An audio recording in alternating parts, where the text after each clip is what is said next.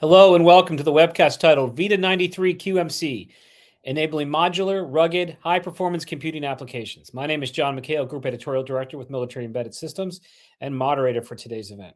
To learn more about Military Embedded Systems, please go to militaryembedded.com and check out our articles, blogs, and podcasts on military technology.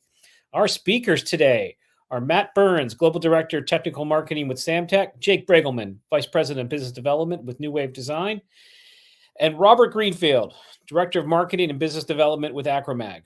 This event is sponsored by Samtec, New Wave Design, and Acromag, and hosted by Military Embedded Systems Online and Open Systems Media. Now, before we begin, I got some housekeeping items to go over with you. This and all Open Systems Media webcasts are copyrighted. It may not be recorded or used in any way without the express written consent of Open Systems Media.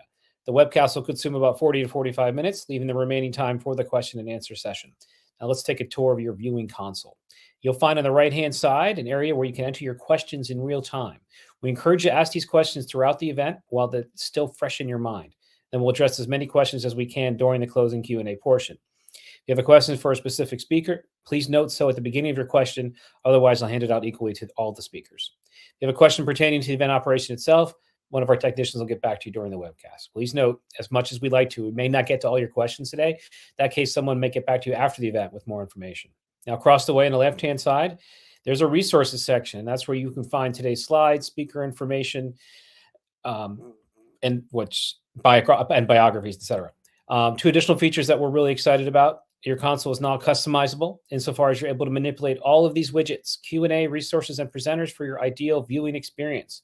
Expand them to get a closer look, or close them to have the presentation window automatically resize around them. For maximum screen size, close them all, and or use the full screen mode in the upper right-hand corner of the presentation window. To bring them back, just simply click on the buttons in the bottom middle dock.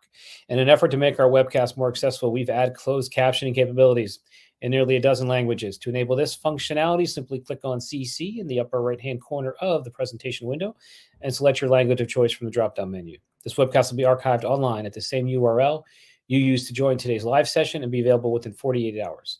Once up, it'll be available for at least 1 year. Now I'm going to turn over to Robert. Get us started, sir. Okay, thank you, John. Well, hello, everyone, and welcome to this webinar on QMC modules, the new VITA 93 small form factor mezzanine standard. So here on this slide, we can see several QMC modules and a carrier card that is a PCIe expansion board. So the QMCs just plug into the carrier card, which you can see with the red arrows. So what is a QMC module? Well, the standard defines a mezzanine module that is small, yet scalable for great flexibility. The design is relatively economical for use in laboratory or industrial environments that typically prefer a front panel I/O signal access and can use available airflow for cooling. However, it is also very rugged for use in critical military systems that require rear backplane I/O in fanless conduction cooling schemes. And it employs high-performance connectors for reliable, high-speed I/O signaling and PCIe host communication. The module is 26 by 78.25 millimeters, shown here in the upper right with a US quarter for scale. And it has two connectors, one for I/O and one for PCIe. Below, the module is shown with the Skyline heatsink installed for conduction cooling. Oops, jumped too many slides there. Okay, so the initial incentive for development of QMCs was the need for an I/O mezzanine to support the new VITA 90 VNX Plus computing platform, shown here as slightly larger than a credit card. VNX Plus was developed for defense and aerospace applications that don't have the physical space for a 3U VPX system, like those using a narrow payload tube with a diameter under 10 inches.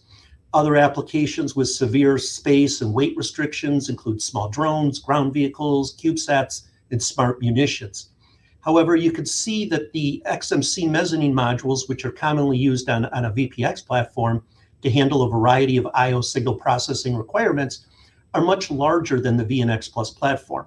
Thus, we need a smaller I/O module capable of performing functions to support command control, communication, electronic warfare, surveillance, reconnaissance, and signal intelligence applications.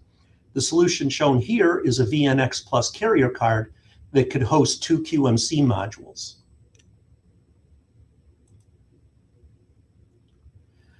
So based on the use cases for VNX Plus, we set a number of goals. We settled on a size that would allow 2 I/O modules to fit on a VNX carrier card. We also tightly defined both the I/O and PCIe interfaces to simplify system integration. So to ensure the platform would be useful long into the future, we selected a connector capable of supporting at least Gen 5 PCIe speeds. For deployment in hostile environments, we were mindful of shock and vibration with screw-down security. Plus, we defined a conduction cooling scheme for fanless systems. At the same time, we wanted to remain compatible with many other popular modular computing platforms like VPX and PCIe boards to serve a larger market that would entice and support a large, diverse ecosystem of suppliers and products. So, despite the broad set of objectives, the primary role was to develop a modular open system architecture, commonly referred to as MOSA, to provide I/O expansion capabilities. As a result, QMC I/O modules offer a versatile solution to add various I/O interfaces on carrier cards and single board computers.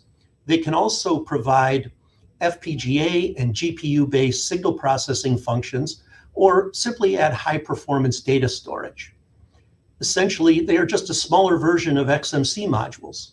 Compared here at scale, you can see that in the same footprint that an XMC consumes on a VPX board, shown by the red outline, you could mount multiple QMCs and have plenty of room left over. So, another advantage of the QMC platform is the ability to scale up with multi-width modules when needed.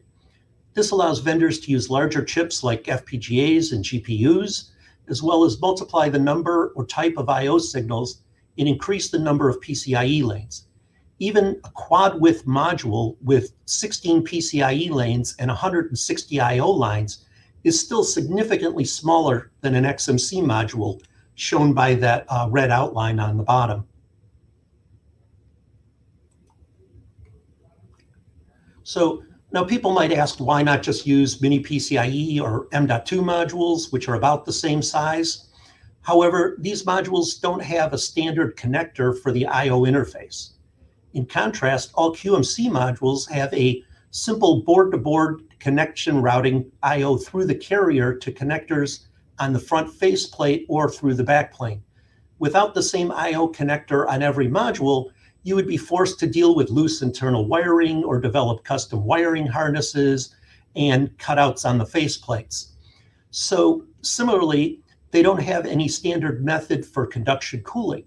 This makes system integration extremely complicated on rugged platforms, especially those using circular mil-spec 38999 connectors.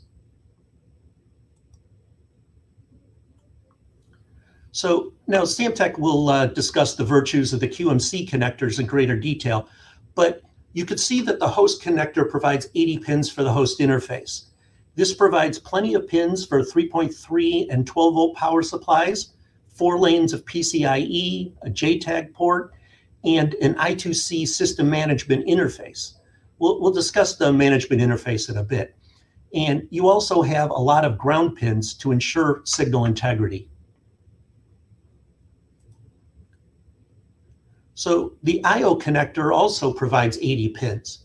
This can support 40 single-ended I/O or 20 differential pairs plus the ground pins. The 80 I/O pins are organized as 5 I/O pipes. Each I/O pipe has 8 single I/O or 4 differential pairs and the individual grounds. This helps support isolated I/O interfaces. And you can multiply the I/O with multi-width versions and more connectors.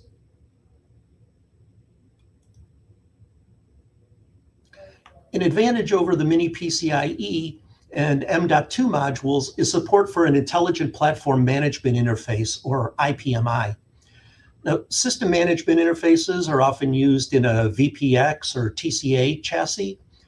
But for QMC, an IPMC controller on the carrier card would communicate with the QMC modules over the I2C interface. Double EEPROM would hold the sensor info and module data, allowing the system to monitor the status, temperatures, voltages, and more of the QMC modules.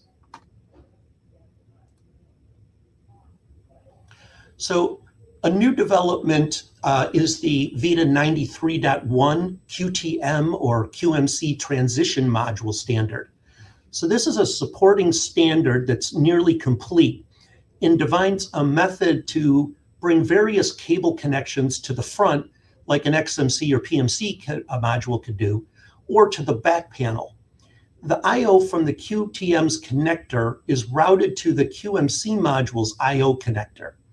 So in this way, you can use the best connector for each module on a carrier faceplate or on a rear transition module. The bezel secures the connector to the faceplate and seals emissions. For example, you could use an RJ45 or an SFP port if you were using an Ethernet communication module. Variable stack height on these modules allows the use of many other connectors like USB, Oculink, RF, optical, and video interfaces. So here you can see how you could mix various connectors on a single carrier faceplate. For example, a PCIe carrier hosting 3 QMC modules could have a different connector for each QMC. So you could do optical, D-sub, RJ45, whatever. You could even have multi-width QTM modules for wider connectors like 68-pin VHDCI connectors. So as you can see, QMCs can support a very broad range of I/O interfaces. You got analog I/O like A to D, digital I/O like LVDS, or serial communication like RS-485. They can interface Ethernet, avionics, or industrial protocols like CAN bus. You can implement FPGA and GPU computation or video interfaces. And all these I/O options support functions like monitoring and control, test, simulation, conversion, imaging, sensor fusion, AI, edge computing, and much more. The small size makes QMC ideal, especially for smaller unmanned vehicles or high density computing in traditional defense systems. Whether the deployment is air, land, sea, space, or a lab, QMC has you covered.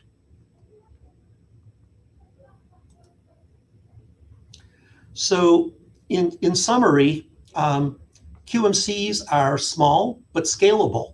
They're rugged with very high-speed interfaces. They have a standardized mechanical I/O and heatsink interface for easier system integration.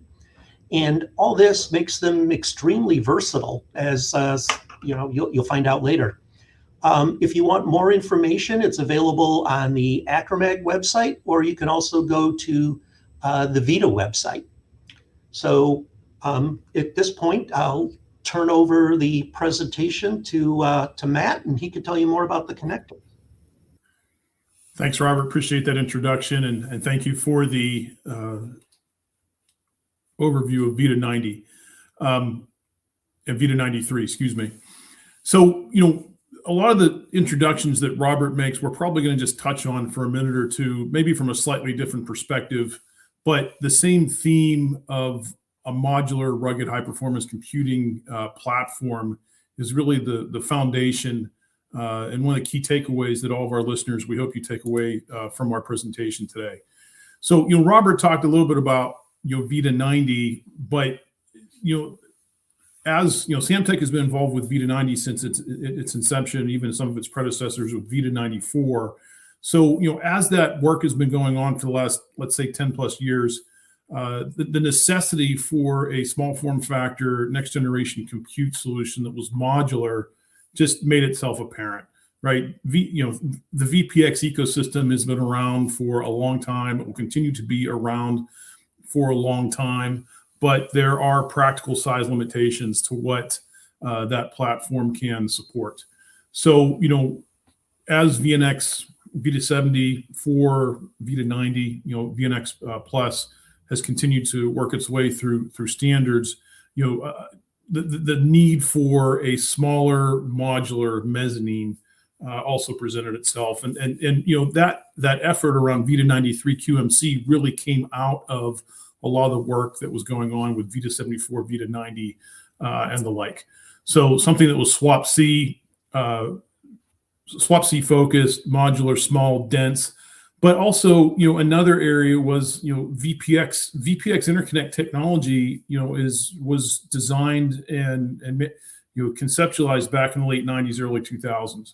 So while there's been continuous SI enhancements to the to VPX platforms, there's still a practical limitation in terms of how fast the mezzanines are, or how fast some of the other interconnect solutions are there as well.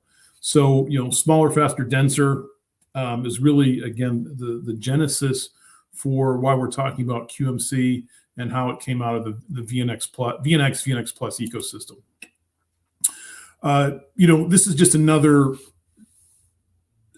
angle to help us see why there was a need for VNX Plus and by extension QMC.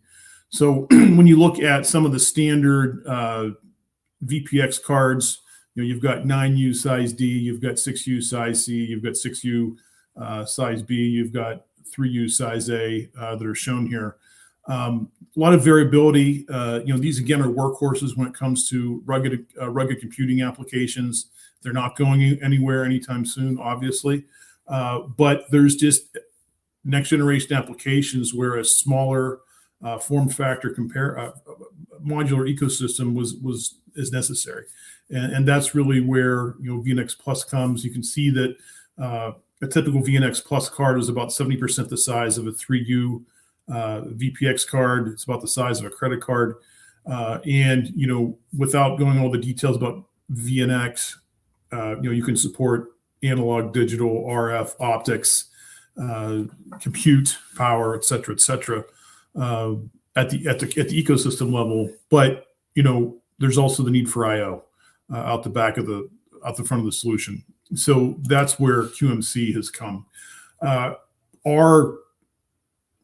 We found this slide working with one of our partners from Collins Aerospace, and they were kind enough to allow us to borrow it for several of our presentations.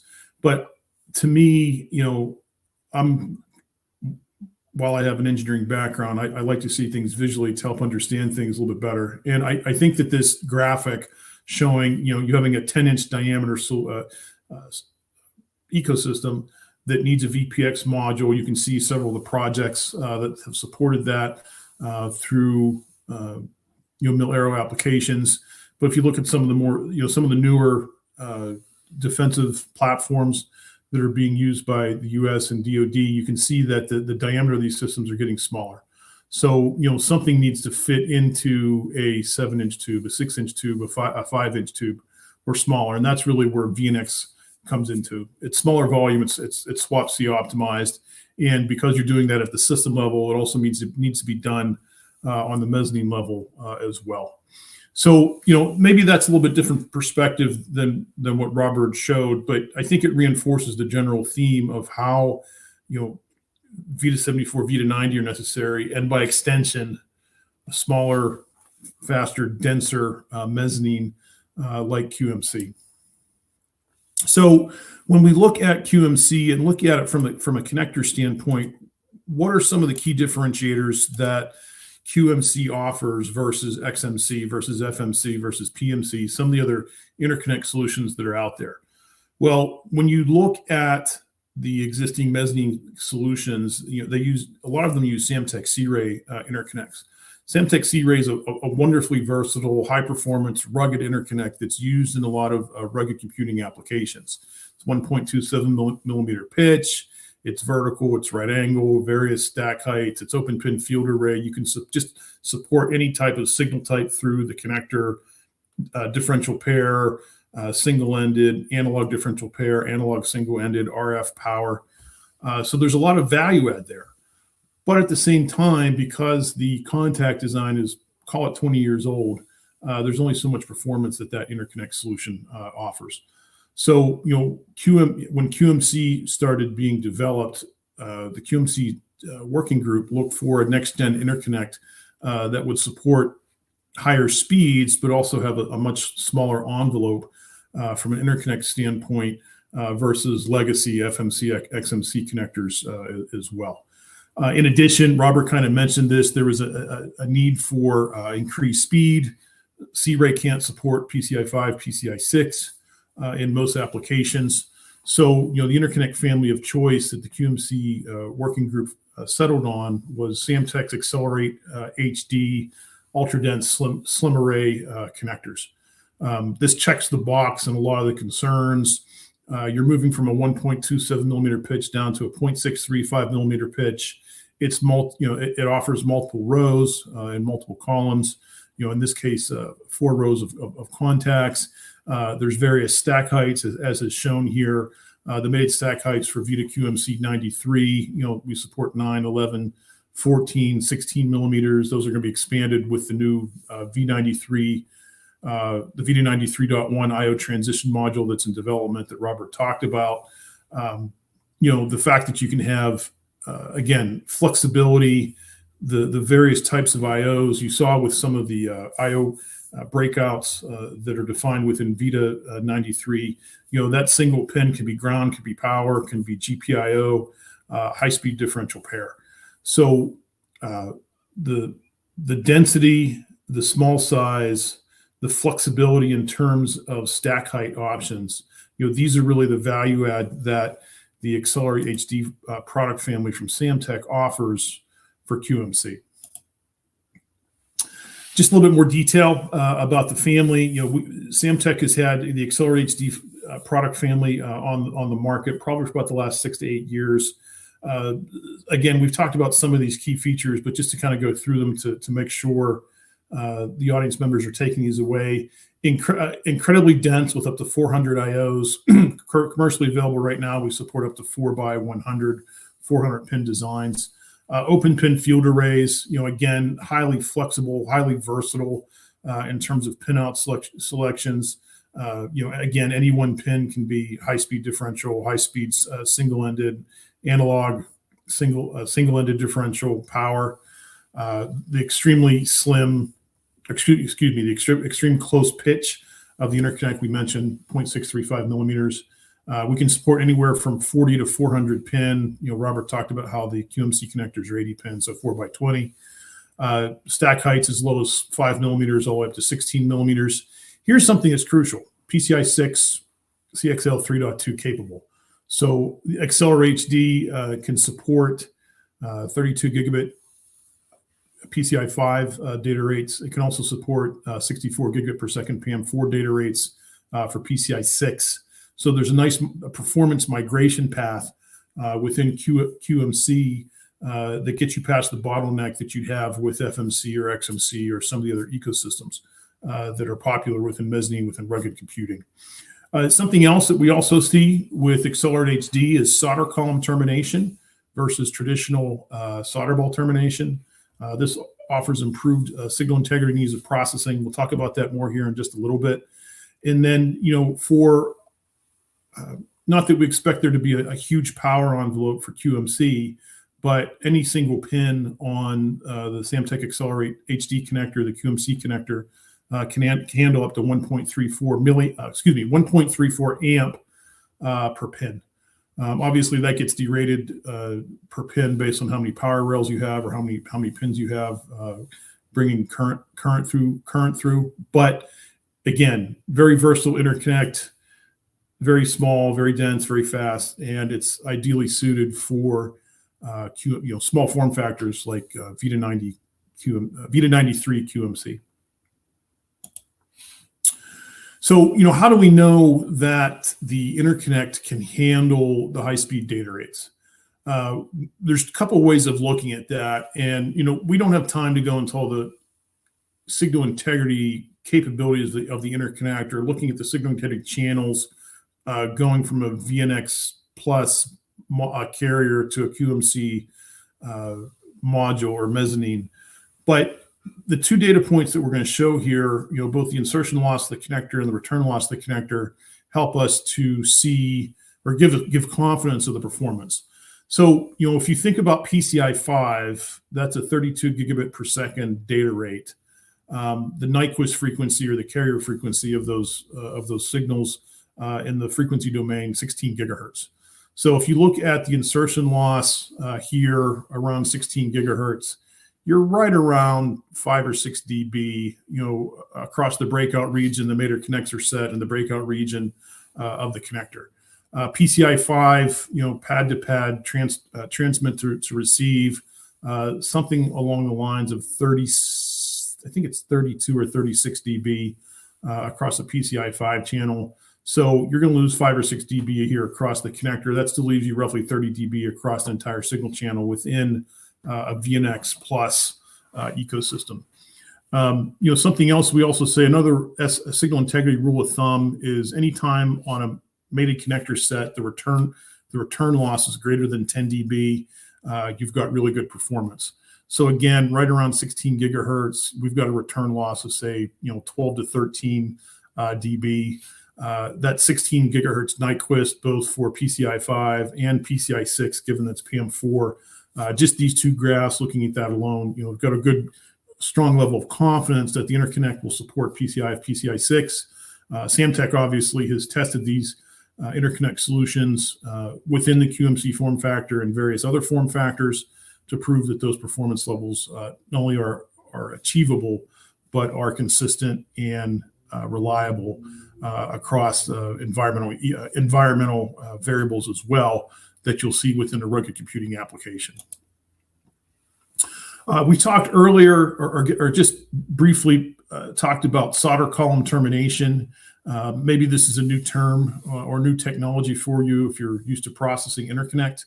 A lot of interconnect solutions that Samtec offers and the industry offers, especially in BGA style applications, uses traditional solder ball termination, and that has its use in a number of applications or product families. But as interconnects get smaller, having there's a potential challenge with having too much solder attached to the PCB.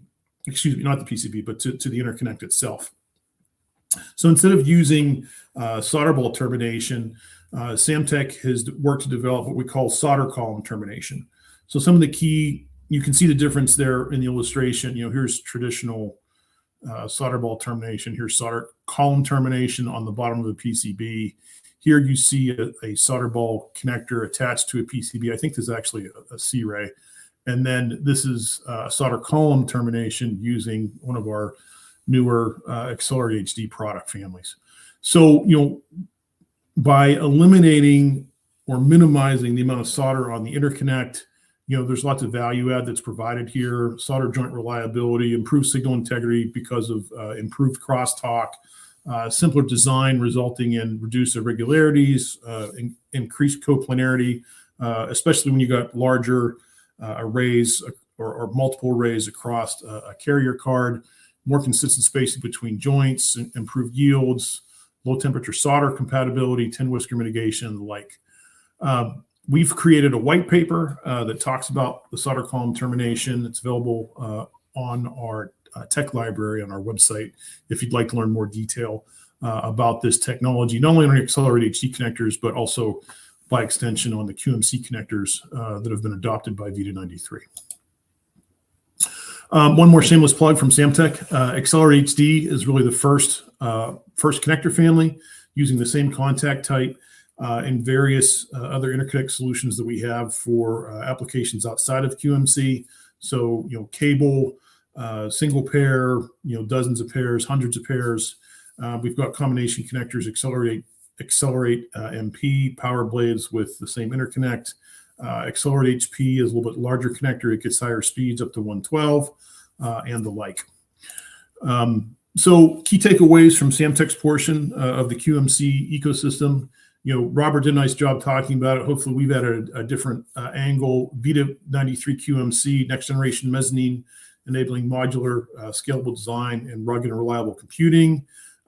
You've seen throughout the ecosystem how or throughout this presentation, throughout Robert's presentation, how QMC by itself, whether it's a single dual or quad module, is compatible with any number of carrier card form factors. So 3U, we showed earlier about 3U, 6U, Euro cards, VPX, compact PCI, compact PCI Express, compact PCI Serial, et cetera, et cetera. VNX, obviously, which we talked about, VNX Plus, PCI Express, it's expansion cards, micro TCA, ATCA as well. So while QMC is a VITA spec, this will find broad adoption across the industry in a number of form factors. The VITA 93 QMC connectors are based on Samtec's Accelerate HD ultra-dense slim body arrays, basically faster, denser, smaller than previous generations of interconnect found on standard mezzanines within the VITA ecosystem. For more information on these connectors, samtec.com/QMC, or you can email us directly at qmc@samtec.com. Next, we're going to turn the rest of the presentation over to Jake from New Wave, and we'll look at, he'll give an overview of some new use cases around QMC. Hi, everybody. I appreciate that intro, Matt. And, I really have the luxury here of going after Robert and Matt. They did a great job kind of introducing the standard itself and then the connector and what the connector is capable of. I'm going to take this and kind of run with a specific set of applications that we're really excited about and the sort of the why we're excited about that and what we think it can be.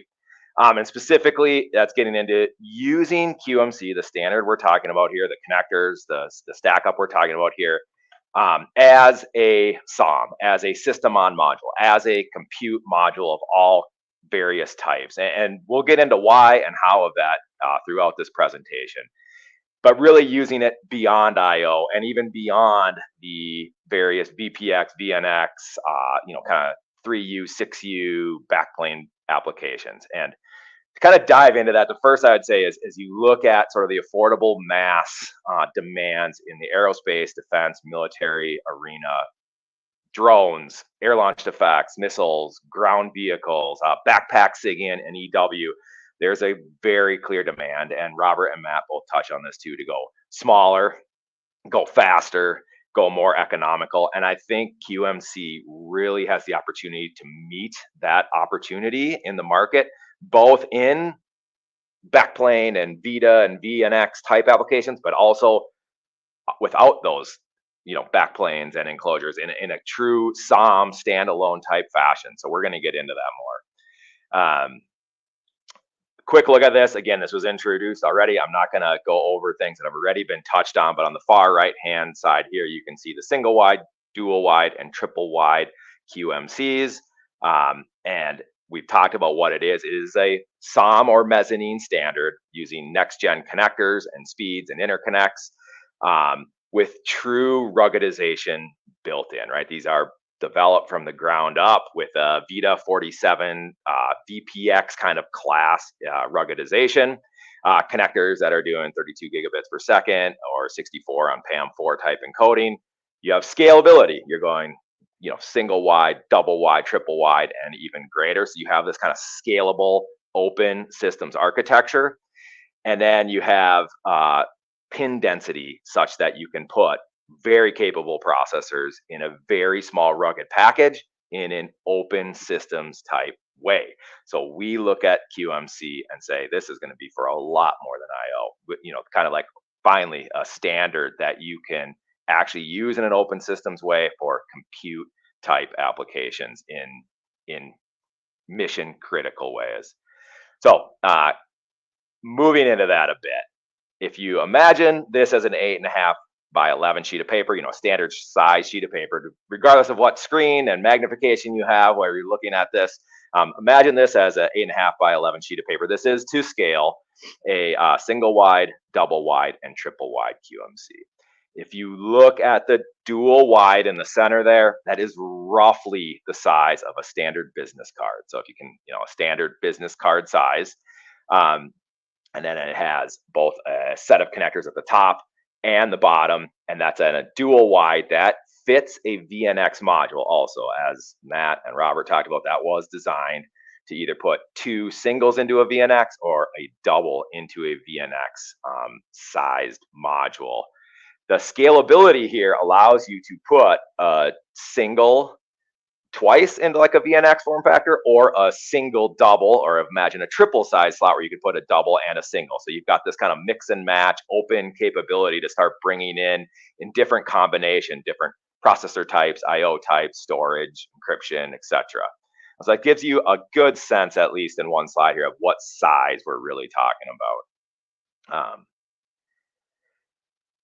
I don't want to dwell on this too far because it's definitely been touched on, but it's not that we don't think IO cases will be solved with QMCs. Actually, I think QMC is going to be extremely successful in IO-centric applications. So if you look at QMC today, and then you look at what XMC and FMC have historically been used for, and you look at things like parallel IO, high-speed serial IO, avionics buses, optical, RF, networking. I absolutely am not here to communicate that QMC won't do those things. I think it will do those things. I think you will see a slow, because our industry, moves at a certain speed, but I think you'll see a very steady turnover of where XMC or FMC were historically used. I think you will see QMC.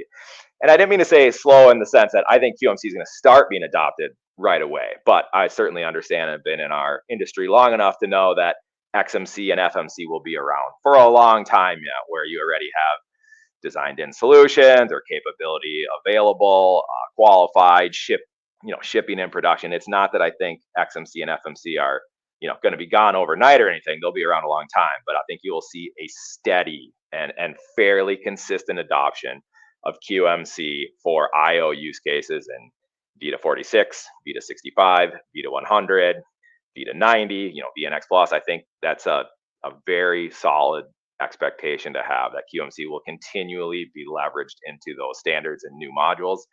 In fact, working like VITA 100 and VNX are mapping QMC directly to backplane IO channels, and mapped right into the base standard. So certainly QMC is seeing the adoption there.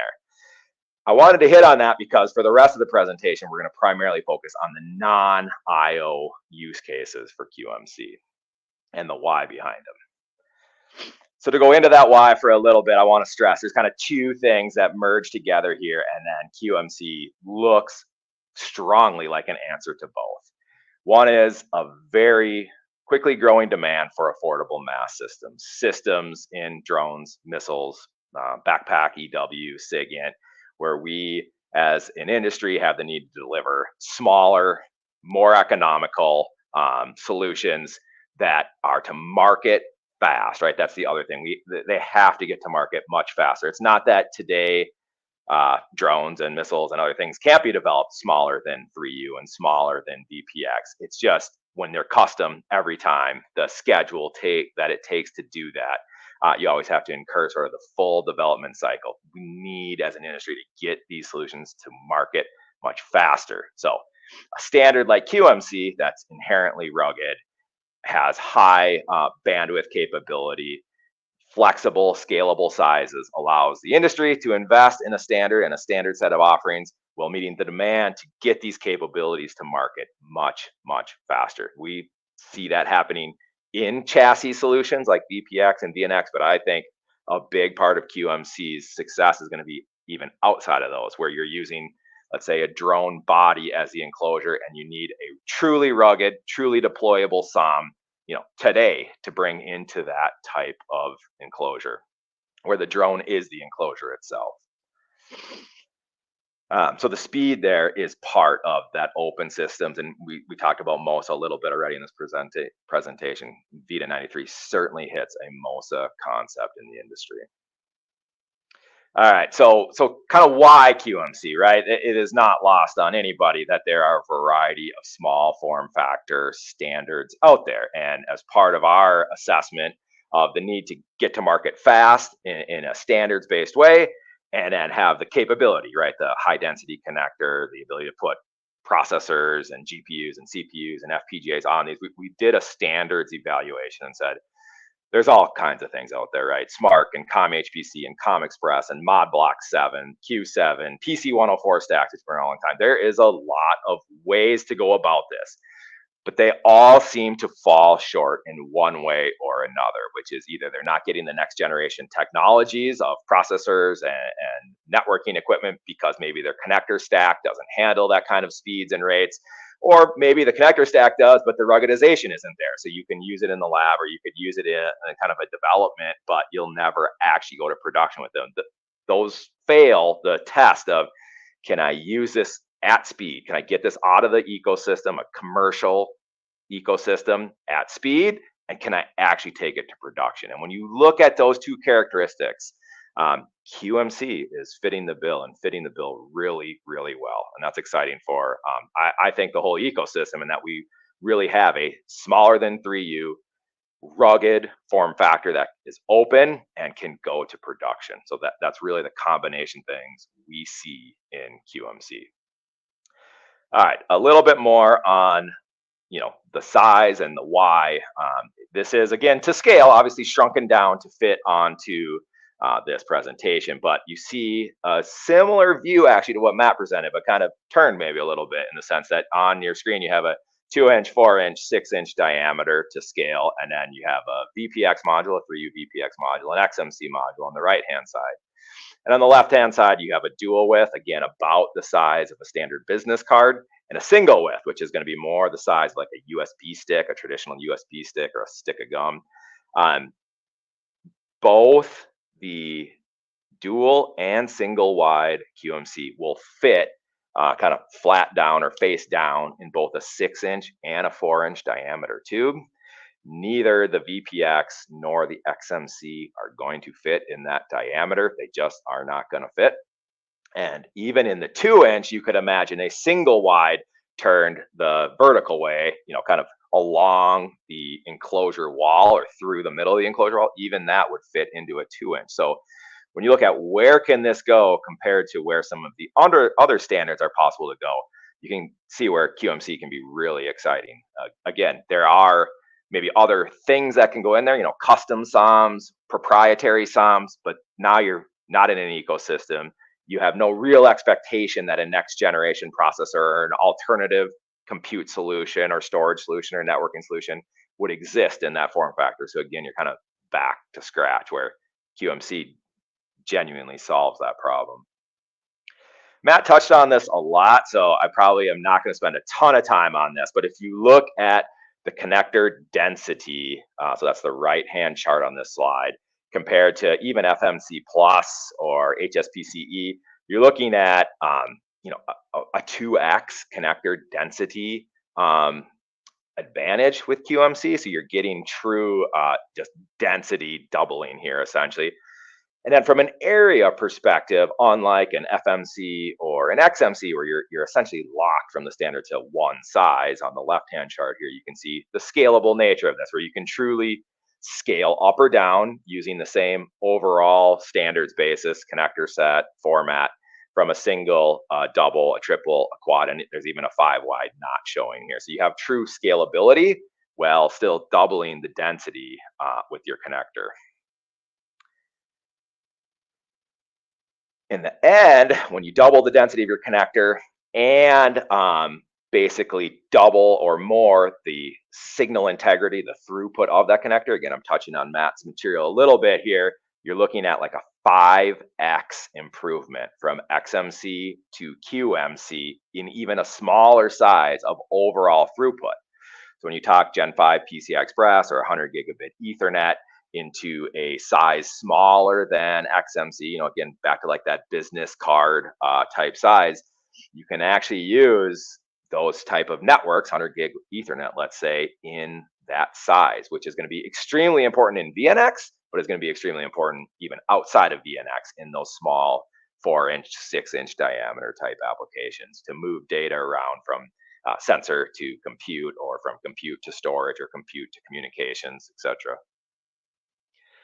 I want to give a couple examples of where this is actually being used in practice, so people can get an idea of how it's going to be deployed. The first one you're seeing here is a 3U VPX module. It is you know, VITA standard SOSA aligned module. You're seeing it with a transparent cover here. You have to look a little carefully, but in the front there you can see where you may have typically seen maybe an FMC site. there is a dual QMC site available. This, again, is using the fact that we have more connector contacts and we have higher signaling rates through them. So by having an open QMC site, a dual wide open QMC site, and this is an FPGA module, we can now bring higher density optics, higher performant RF, A to D, other accelerators, think an AI accelerator, or maybe more storage or memory, crypto engines, etc., can all come in to that dual wide open QMC site. So that is a use case that we see it's going to be heavily used, and I would expect to see on a wide variety of modules coming to the market. Not just in 3U, but 6U, 4U, VITA 100. I think they will all use that style of mezzanine option, expansion option. But that same exact form factor, that same exact infrastructure can also be taken, again, and what we're primarily focused on here is that compute-centric SOM. And this SOM is usable and attractive in a 3, 6U, VITA 100 or VNX situation, but I think is also extremely attractive in just taking that COTS standards-based SOM with this great set of connectors and mechanical infrastructure essentially, and bringing that into housing that might be 4-inch, 6-inch drones, air-launched effects, ground vehicles, backpacks, etc. There's a huge attractiveness to having a standard that actually meets that moment. So 2 use cases, it's the same exact footprint, whether you're putting that into 3U or whether you're taking the SOM and putting it into some other enclosure. And that's really part of the attractiveness, right? You want reuse, you want scalability, you want composable architectures where you might use this exact same SOM or similar SOMs in a application in a backpack where it is not in a chassis-based design at all, and then over into a chassis where it's the same algorithms, the same software, the same application, the same skills being deployed. So I know I'm getting close to time here. I want to hit the last slide. Where does this all go? In summary, we absolutely think it will be adopted. QMC will be adopted as a standalone SOM that really meets the ruggedization plus performance plus economy of scale essentially in the market, while also being used in all kinds of rack-based, backplane-based standards, 3U, 4U, 6U, VITA 100, VNX, compact PCI, etc. It has the environmentals to actually go to production as a SOM. It has the standards such that you can expect and anticipate a wide offering range from the whole ecosystem. And that's kind of the last thing I was going to touch on is I would expect that there's going to be a wide range of offerings, IO, RF, processing, including CPUs, GPUs, FPGAs, SoCs, AI accelerators, and not just one, right? You look at sort of the range of performance you could have when you go from single wide to double wide to triple wide, and the different ranges of processors. I can imagine very diverse applications accepting QMCs in a wide range of power and performance packages, essentially. Storage, crypto, security, and networking are all additional ways QMCs are going to be utilized, and we're excited for it and looking forward to working with all sorts of different people in this ecosystem. So with that, I got to turn this over to John here, and I think we're going to Q&A. You are correct, Jake, and thank you and Matt and Robert for some presentations. Let's get right to it. I got a question here for Robert. Can system designers mix QMC modules and carrier cards from different vendors together? Yes, that was the initial thing. Our mantra was kind of any QMC on any carrier card. So they were designed to have multiple, like on a 3U VPX, you could put probably 3 cards mixed from different vendors. Even a fourth 3 different QMC vendors and a 4th carrier vendor. So it all interacts and operates seamlessly. Okay. I've got a question here for Jake. What makes QMC SOMs more attractive than non-standard SOMs? Maybe even SOMs using Accelerate HD connectors. Yeah, that's a great question. I mean, certainly there are SOMs in the market, right? Systems on modules in the market, and there's SOMs that even are probably using those connectors. The thing I would say is without a standard, without an open system, you can't reasonably expect that you're going to be able to get a tech refresh, a different processor, an adjacent type of technology, maybe a GPU to a SoC or something like that. So I do think being standards based and the speed that our services want to bring capability to the field, I think it's critical to be in a standard. So QMC really fits the bill there. All right, Matt, can you comment on what industry standard carrier form factors will accept QMC mezzanines? Sorry, you cut out there for a second, John. Can you ask that one more time? I'm sorry, sir. Talk to what industry standard carrier form factors will accept QMC mezzanines. Oh yeah, sure.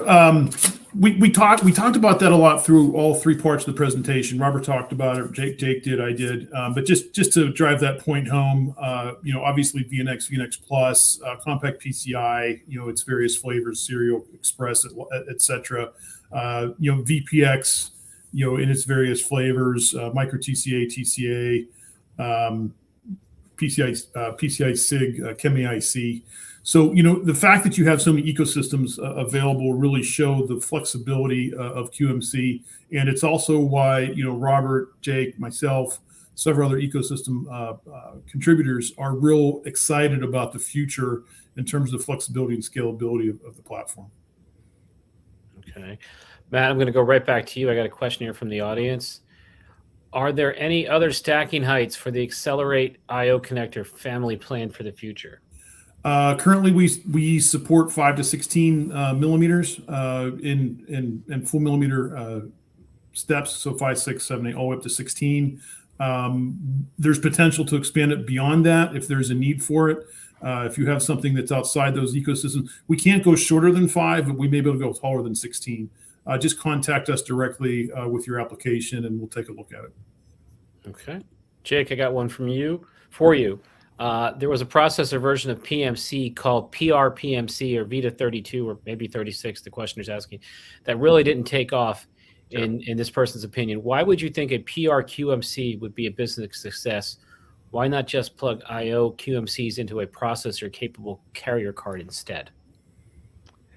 I think the real emphasis there would be on size, right? It really is a size thing. I mean, sure, PMC has actually, there's XMC processors too, right? There's a lot of XMCs out there today that carry FPGAs or x86 or what, they just don't fit. There is a physical size sort of problem with PMC, XMC from that perspective. I look at QMC, especially the dual wide. I think that's a sweet spot in the fact that you can get meaningful processors in a smaller package in a standards-based way, right? There are some out there, but they're not standard. You have no reasonable expectation to believe that you're going to be able to bring in tech refresh or different capability.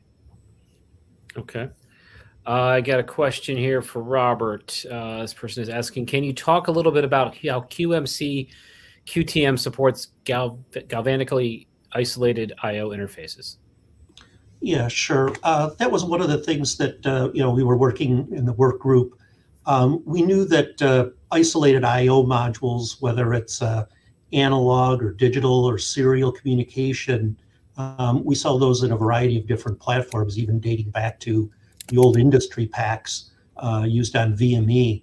So when we were designing that, we really made sure with the pin maps that we had the grounding and that the carrier cards could support to isolate the signals as well. So the QMCs will happily support isolated interfaces for the systems.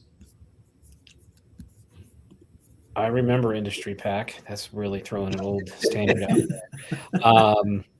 So let's got another question. This one is not assigned, so whoever wants to grab this one.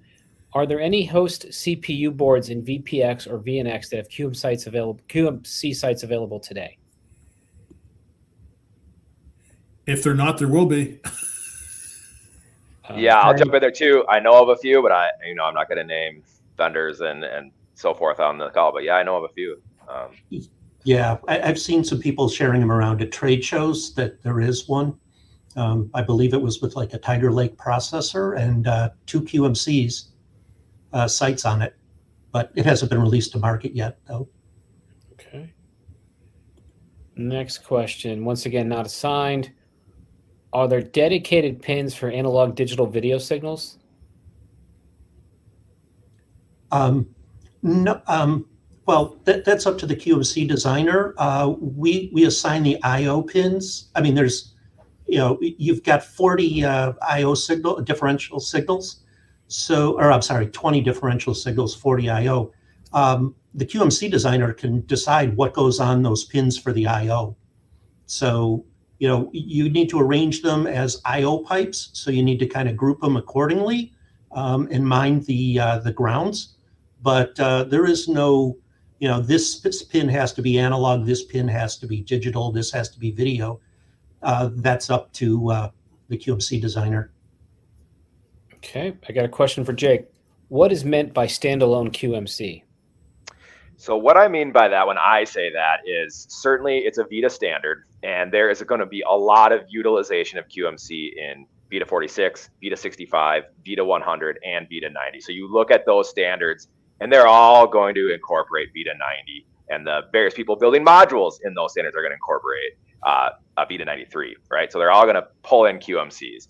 When I say standalone, I look at that as a very legitimate use case where you take a VITA 93 module, probably like a processor or SOM module, and use it in let's say a 4-inch diameter tube without any other VITA stuff around it, essentially. No 3U VPX module in there, no VNX module in there, just you need to get in a 4-inch diameter tube. You've got the shell of your, let's say, drone is 4-inch diameter, and you need to get electronics in there, and it's got to be rugged, it's got to be capable, and it's got to be now. I think you take one of these VITA 93 SOMs, system on module, and you basically button it in or strap it in to that enclosure, and there is no other VITA infrastructure around it. That's what I mean when I say standalone VITA 93. Okay.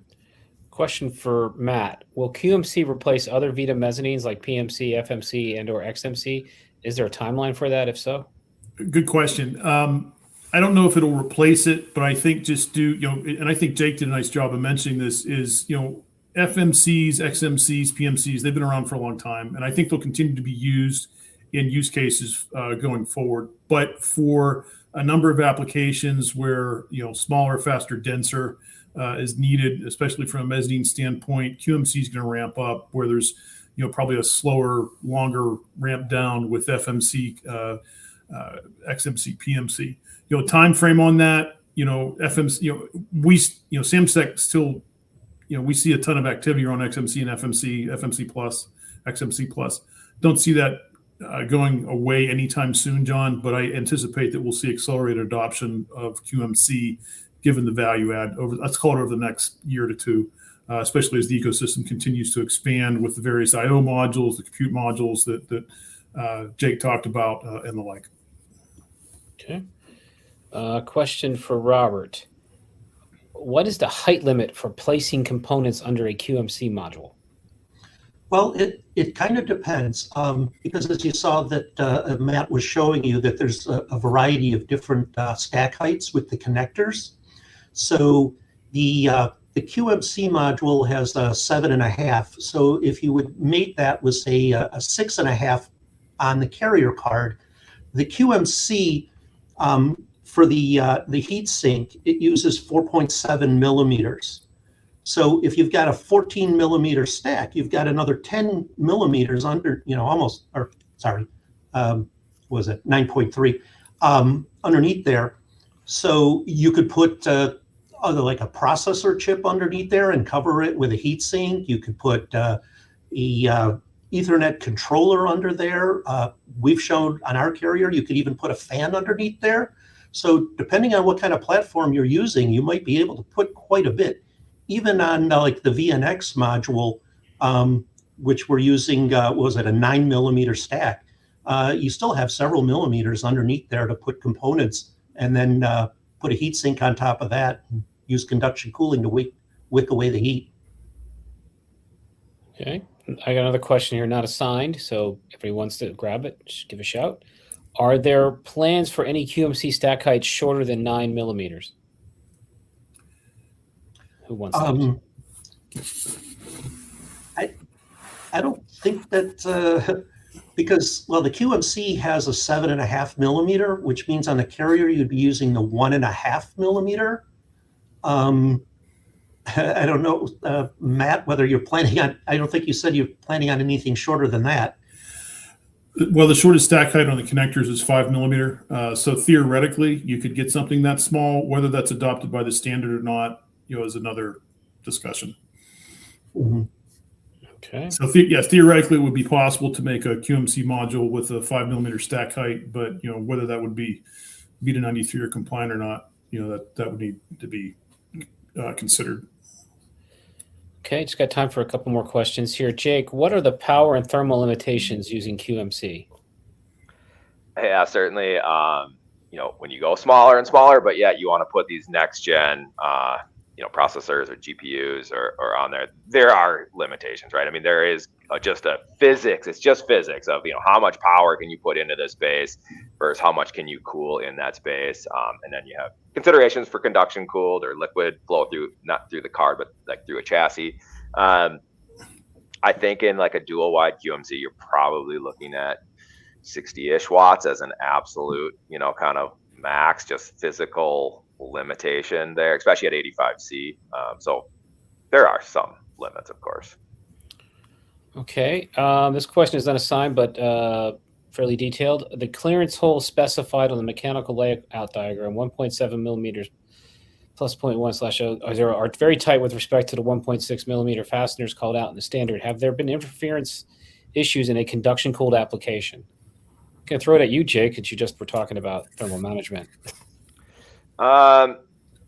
Yeah, so I would say yes. I mean, there are trade-offs in everything in engineering, right? I mean, there is at times a desire maybe to flip the hot components to the other side, right? There's a primary side and a secondary side. Certainly there are use cases where flipping, the hot side to the other side would be desirable, but there's use cases where it's undesirable. So trades have to be made. You have to make sort of, your keep out regions, your profile, so that you have an ecosystem here. And absolutely, there are times where you wish you could flip it. Now, good thermal slugs or heat pipes take care of that problem, right? Or largely take care of that problem by pulling the heat kind of to the case.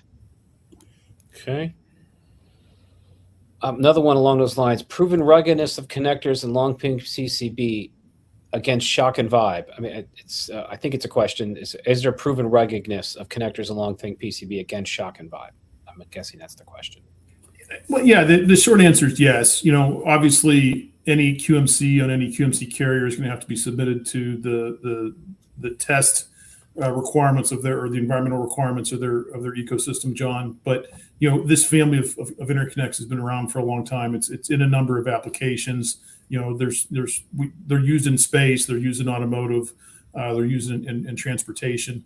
So there's a lot of data that we can share, under NDA or directly with an OEM to kind of answer that more application specific. Again, the listeners can contact us offline to address that specifically for their use case. Okay, just a couple more questions here. Matt, once again, talking about your connectors, it was mentioned that the QMC connectors are based on Samtec's Accelerate HD connectors. Are there other standards using similar solutions? The short answer is yes. So, those are several PICMIG standards, some SCET standards. There's some other VITA standards as well that use these. So again, widely adopted within open standards. There's also some de facto standards using Accelerate HD for SOMs that Jay kind of alluded to. So it's a widely popular family. It's used in a number of solutions, and the market has done a really nice job of adopting it in other spaces that we never anticipated.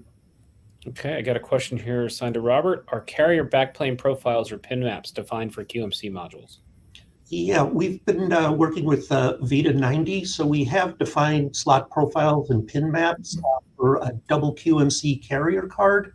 On that, we've also been working with the VITA 100 to make sure that there's profiles in there as well to accommodate QMCs.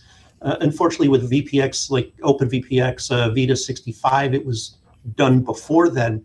But what we're doing is we're really reusing the XMC pins, the XMC overlays, to be able to use those pin map definitions in that way. And we're going to continue to work towards that. Okay, I think this will be a good question to end on, and it's for Jake, and it might have been touched on earlier, But Jake, how long will QMC adoption take? How long's the process? Yeah, I might have stumbled through that when I was presenting. Here's the thing. I think it's very soon where you're going to start to see the uptake, right? And you're going to see it on single board computers. And there was a question asked about, when do I see an SBC with a QMC site? There's some out there already being floated around. We're doing an FPGA card with a dual QMC site, so I can show you that one if anybody's interested. So I think it's immediate, or this year, 2026. But that doesn't mean FMC and XMC just go away, right? They're going to be here for another decade too. So you're going to have this parallel, kind of situation, and that's okay. So I think it's immediate, but steady. You're going to have the other ones around a long time. Okay, and that brings us right to our time limit for today. Sorry I couldn't get to all of your questions. So I'm going to get back to you after the event with more information. I want to thank Matt, Jake, and Robert for speaking today, and Samtech, New Wave, and Acromag for sponsoring this webcast. This and all Open Systems Media webcasts are copyrighted. It may not be recorded or used in any way without the express written consent of Open Systems Media. This event will be archived online today at the same URL you used to join today's live session, as well as the URL shown on your screen, and be available for at least 1 year. I look forward to seeing you on future Open Systems Media webcasts. Goodbye and have a great weekend. Thanks, gentlemen. Excellent job. Thank you. Thank you very much. Thanks, guys.